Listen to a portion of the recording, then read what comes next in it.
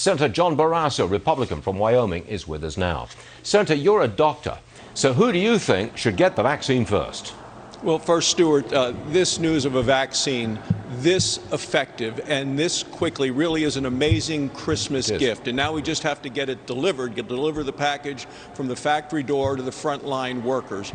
And I agree with the Centers for Disease Control that we need to get it to the doctors, the nurses, those who are actually taking care of patients, but also the essential workers, those who are most vulnerable, the elderly, people that have medical conditions. And I will tell you, it looks like there's going to be delivery by December 11th. We're talking about 20 million people being able to be vaccinated this year, and then 25 million a month, every month after that. So this is really a good news story. We need to get it done. Who decides which states get it first? Well, you know, I chaired a conference of all the senators with those who were in charge of Operation Warp Speed and getting it out the door.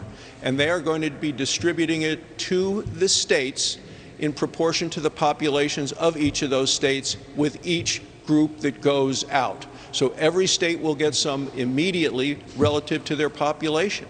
Then the question is, how does the state distribute it? And every state has been asked to come up with its own plan.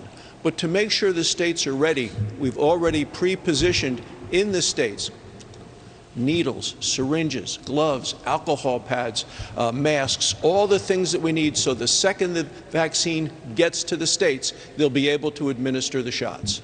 That's a remarkable achievement. I don't think the president gets a credit for this, and I think he should. Not only have you developed these vaccines at warp speed, unbelievably quickly, but you're telling us that you've got all the equipment in place all over the country so that when the vaccine arrives, you can use it almost immediately. Now, that is an achievement which I wish the president could get some credit for this.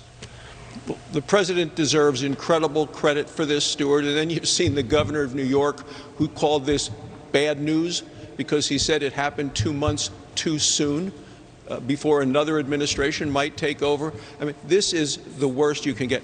Stuart, this vaccine has been politicized.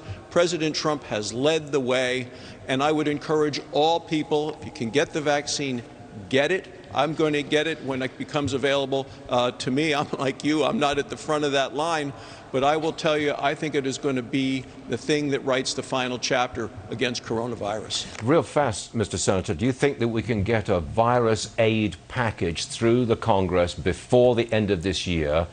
It sounds like we will. Would it be $1 trillion or $2 trillion? What do you think?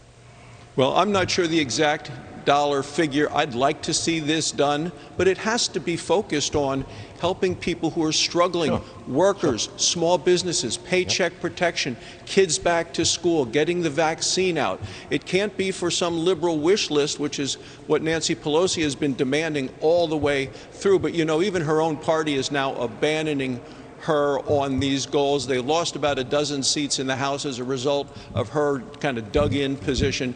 We have a bipartisan group working on getting it done. I hope we get it done before the end of the year, Stuart. Senator John Barrasso, Republican from Wyoming. Thanks for joining us again, Senator. We always appreciate it. Thank you. Thank you, Stuart.